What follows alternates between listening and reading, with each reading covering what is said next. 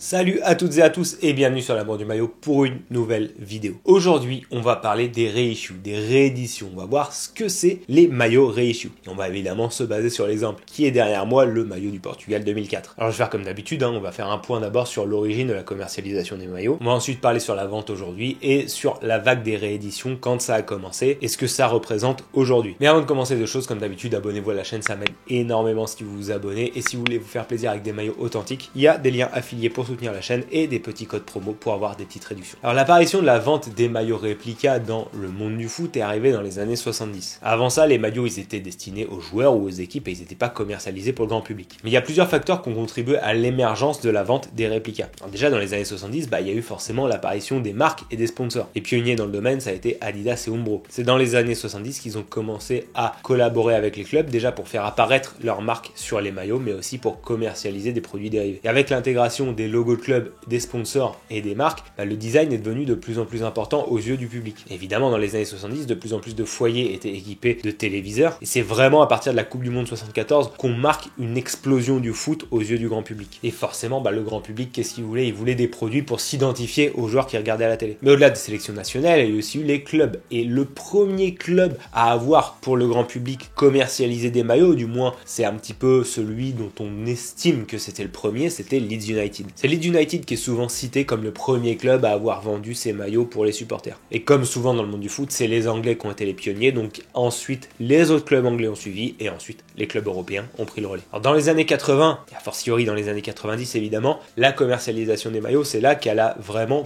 boomé. Déjà parce qu'il y a eu des Coupes du Monde et des Euros qui ont été très suivis, mais aussi parce qu'il y a eu des grosses stars qui ont explosé, notamment Johan Cruyff qui a mis aux yeux du monde, qui a vraiment fait prendre conscience aux yeux du monde qu'il y avait des jeux politiques au milieu des équipementiers comme Puma et Adidas. Il était équipé par Puma, il portait un maillot à deux bandes alors que c'était censé être un maillot Adidas. Tout ça en fait permet au grand public qui n'avait pas forcément conscience ou qui se posait pas ces questions-là, d'y penser, de se dire ah mais c'est vrai qu'il porte tel ou tel maillot et tout, je veux le même. Après évidemment dans les années 90, comment ne pas citer Ronaldo le Brésilien qui lui a été le pionnier dans matière de marketing. Et tout ça en fait c'est des joueurs qui, au contraire des années précédentes où le business du foot était vraiment propre au foot, c'est là que ça a commencé à vraiment se propager au sein du grand public. Et en fait ça s'est propagé à tel point qu'aujourd'hui dans les années 2020, et ça fait une vingtaine d'années, la vente de merchandising et de produits dérivés fait partie intégrante du budget des équipes. Et c'est aussi pour ça que les designs et les maillots changent. Même si on est une minorité à appeler à un peu plus de raison et à vouloir que les maillots changent un peu moins, ou du moins pas toujours le maillot domicile, pas forcément changer 3 maillots toutes les saisons, mais peut-être alterner. Et en fait c'est pour ça que les maillots changent tous les ans, c'est parce qu'en fait les marques ont cet intérêt à créer une volonté de consommation constante. Mais alors les rééditions dans tout ça. Alors déjà pour être clair, dans cette vidéo je vais vraiment parler des rééditions pures de maillots, pas de maillots modernes inspirés de design du passé. Typiquement, je vais pas parler du maillot away de Manchester United de je sais plus quelle saison, 95 je crois, qui était vert et jaune et qui reprenait le tout premier maillot de l'histoire de United. Ou alors le maillot domicile 2005-2006 d'Arsenal. Ça pour moi c'est pas des rééditions, c'est des maillots qui sont inspirés du passé. Le premier maillot réédition que j'ai eu dans les mains personnellement, c'était le France 98 qui avait été réédité en 2008. À l'époque c'était un de mes premiers achats sur eBay je crois, et avant de l'avoir sur eBay, moi je l'avais vu à la boutique Adidas des Champs-Élysées. Et c'est là que j'ai pris conscience qu'il y avait vraiment un marché de la réédition. Et j'étais bluffé de voir le maillot, de le tenir dans mes mains et de me dire mince mais ils ont repris exactement le même tissu qu'en 98. Et c'est vrai que ces deux maillots là, à part l'étiquette qu'il y a dans le col, et on va y revenir, sinon le maillot trait pour trait en fait d'un point de vue textile, c'est le même. Et ce délire là, il a commencé à se voir déjà dans les années un peu 90 mais surtout dans les années 2000. Parce que bien souvent les premiers consommateurs de maillots de foot, donc on en a parlé dans les années 70, 80, 90, quand arrivent les années 2000, 2010, 2020, ils ont un pouvoir d'achat, ils ont un métier, ils ont de l'argent, et puis surtout ils ont de la nostalgie. Alors sur le point de la réédition, il y a vraiment eu des premiers essais, surtout dans les années 90. Parce que la génération qui a grandi dans les années 70-80, c'est là qu'elle avait retrouvé les maillots d'époque. Et donc là, il y a les grands clubs comme United ou Real Madrid qui ont commencé à faire des rééditions de leurs maillots vintage. Ensuite, il y a eu le gros boom des marques spécialisées là-dedans, typiquement Toffs. Toffs, ils sont très connus. Pour moi, c'est pas les meilleurs dans la réédition. C'est vrai que je préfère des marques comme Scordro qui sont plus focus foot anglais, mais je trouve que les rééditions sont plus propres. Toffs, ça veut dire The Old Fashioned Football Shirt Company pour ceux qui se demandaient. Ils se sont lancés en 90 et eux, leur seul credo, c'est de rééditer les maillots avant l'apparition des sponsors et des marques, quand ils étaient full coton, qu'ils étaient très simples, le design était basique, mais du coup c'est ce qu'il y a de plus facile à reproduire. Donc quand ils émergent sur le marché, c'est très cool parce que pour la première génération de fans consommateurs entre guillemets, c'était le moyen d'avoir le maillot de leur enfance, mais cette fois-ci à leur taille qu'ils pouvaient porter facilement. Les grosses marques, elles ont commencé à s'y mettre vraiment dans les années 2000. Typiquement quand il commençait à y avoir des designs à fêter. L'Ajax et l'Allemagne Allemagne, notamment à cette époque, on commençait à rééditer des maillots des années 70 et 80. Ça, c'est le genre de démarche qu'on voit encore aujourd'hui sur la boutique du PSG, par exemple, le fait de reprendre des vieux designs et puis de les rééditer. Typiquement, en 2002, l'Allemagne, ils ont ressorti le maillot qui avait été porté en 54 grâce à Adidas. Mais encore une fois, c'est un design qui est tellement basique que même si vous n'avez pas la version Adidas, ce maillot-là, il se retrouve très facilement chez Tofts, par exemple. Dans les années 2010, avec l'Angleterre, il y a eu aussi Umbro qui a refait le maillot de 66. Et puis plus proche de nous, et là, ça a vraiment été un boom, c'est quand la marque Adidas Originals est renée de ses cendres et que là, ils ont commencé à nous recréer des maillots vintage dans tous les sens. Ou alors le Coq Sportif qui avait fait la réédition du maillot de Maradona, bref. La vague de la nostalgie, ils ont commencé à vraiment bien surfer dessus dans les années 2010. Et aujourd'hui, les rééditions ou les éditions limitées, vraiment, c'est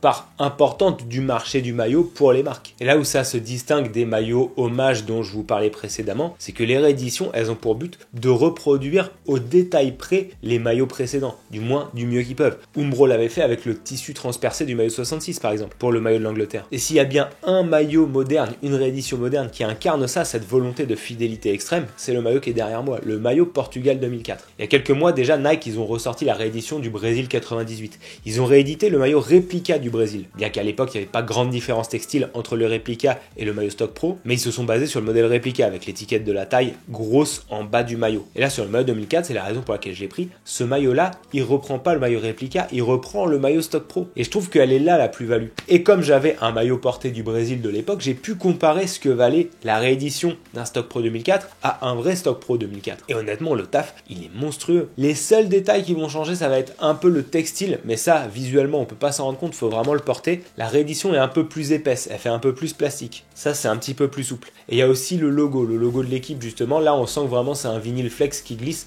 Là, c'est un petit peu de la gomme adhérente. Mais sinon, les coutures sont découpées au laser dessus, comme sur les vrais Stock Pro. Tout est collé un peu à la colle et après thermocollé, comme sur les Stock Pro. Le swoosh, évidemment, thermocollé aussi. Il y a des gros panneaux de ventilation sur les côtés, comme sur le Stock Pro. La coupe est un peu plus slim, comme sur le Stock Pro. Enfin bref, c'est impressionnant. Et je vous en parlais sur le maillot de France 98. Le seul détail, le seul truc qu'ils n'ont pas pu refaire, parce que je pense que légalement, ils sont pas en droit de le refaire, c'est l'étiquette Total 90 dans le col. Ça, c'est dommage parce que même si elle se voyait pas, le savoir qu'il y a l'étiquette Total 90, ça permet de faire la diff. Bon, la raison pour laquelle je l'ai pris, c'est parce que j'étais passé à côté d'un Stock Pro qui était sur VFA il y a pas longtemps. Stock Pro du Portugal 2004, c'est un truc que je cherchais. Alors, évidemment, pas un budget incroyable et VFA le vendait que 100 €, donc ça aurait été vraiment très cool de l'avoir. Si ça avait été le réplica, je l'aurais pas pris ce maillot-là. Mais le fait que ce soit le player issue, je me suis dit, franchement, ça vaut le coup quoi. Parce qu'en plus, le swoosh est plus gros et tout, ouais, je trouve ça vraiment méga stylé. Alors, est-ce que c'est vraiment destiné aux collectionneurs ?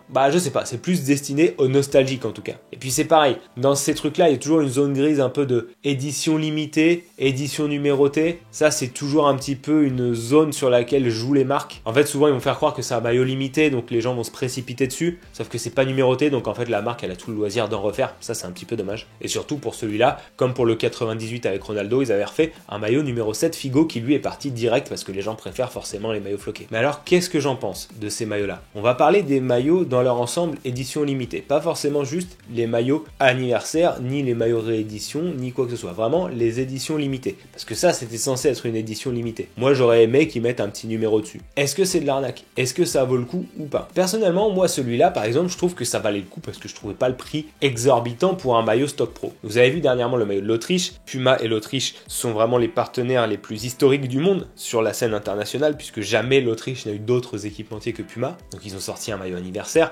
Et évidemment, tous les vautours se sont précipités sur le maillot pour l'acheter et le revendre 3 fois plus cher alors qu'ils l'avaient pas encore reçu. Pour le maillot du Portugal, rassurez-vous, tout le monde l'a fait aussi. Est-ce que ça vaut vraiment le coup ? Et est-ce que c'est de l'arnaque ? Celui-là, pour moi, c'est pas de l'arnaque, par exemple. Le fait de reprendre un Stock Pro permet aux gens d'avoir un petit peu dans les mains ce à quoi ressemblait un Stock Pro. Et pour les gens qui sont curieux, c'est toujours intéressant. Et même si je comprends les gens qui vont dire « Ouais, mais à ce prix-là, à la vente, vaut mieux acheter un maillot vintage d'époque. » Oui et non. Parce qu'en fait, les maillots vintage d'époque, ils sont de plus en plus chers. C'est une bulle spéculative qui est ridicule à mon sens parce que les maillots vintage n'ont pas la valeur à laquelle ils sont vendus sur internet. Pour moi, les maillots vintage, si vous cherchez bien sur Vinted, vous pouvez les trouver pour une 50aine d'euros. À la limite, ça je peux comprendre. Mais dans le cas précis du maillot du Portugal, c'est une réédition Stock Pro en fait. Le maillot réplica du Portugal 2004, il se trouve très très facilement. Mais le Stock Pro est quasi impossible à trouver. Donc là, franchement, c'est un cas à part. Mais je trouve que ce maillot-là vaut plus le coup. Évidemment, pour un maillot Brésil 98, pour 150 € le maillot. Est-ce que ça valait le coup de l'acheter? Je sais pas. Mais si vous arrivez à trouver un maillot dans un super état Brésil 98, ne serait-ce que réplica, bah félicitations. C'est très facile de dire oui, mais à ce prix-là, achetez le réplica. Mais si le réplica coûtait ce prix-là, ok,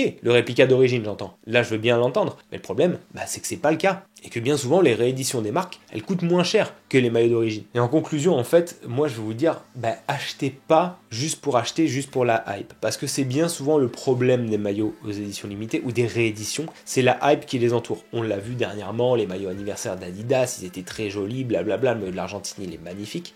Ben, une sorte de hype qui vient entourer ces maillots-là, une hype qui va faire en sorte que les gens vont payer beaucoup trop cher pour ce que c'est. Ce maillot-là, encore une fois, c'était 100 €, neuf, version stock pro, je trouve que ça les vaut entre guillemets, même si c'est très cher. Par contre, 100 € dans un maillot anniversaire réplica classique juste parce que c'est une édition limitée, bah, je trouve que c'est un petit peu abusé. Puis surtout, ben, vous jetez pas sur les maillots pour faire style, parce que bien souvent vous allez les retrouver, les gens qui vont essayer de faire une plus-value dessus vont déchanter. Toute cette valeur autour des maillots vintage, elle est souvent créée de façon artificielle. Et donc n'achetez que si c'est vraiment quelque chose que vous attendiez, mais n'allez pas acheter juste pour dire ouais, il me le faut absolument parce que c'est un maillot rétro et tout. Ça sert un petit peu à rien. Voilà, j'espère que cette vidéo vous a plu. N'hésitez pas à me dire en commentaire ce que vous pensez des maillots rétro, surtout des maillots rééditions, notamment Adidas a ressorti aussi le maillot de la Roma dernièrement, le Barilla qui est magnifique, mais là encore ça sert à rien de se précipiter dessus si ça vous intéresse pas. Mais personnellement je trouve que sur les maillots rééditions purs, il y a vraiment un super travail sur les reissues, les marques font de plus en plus un travail incroyable, donc ouais, ça vaut le coup pour certaines niches de se lancer là-dedans à mon humble avis. Encore une fois, abonnez-vous à la chaîne, c'est hyper important pour l'aider à grandir, le pouce bleu, la cloche, et nous on se retrouve très très vite pour reparler de maillots.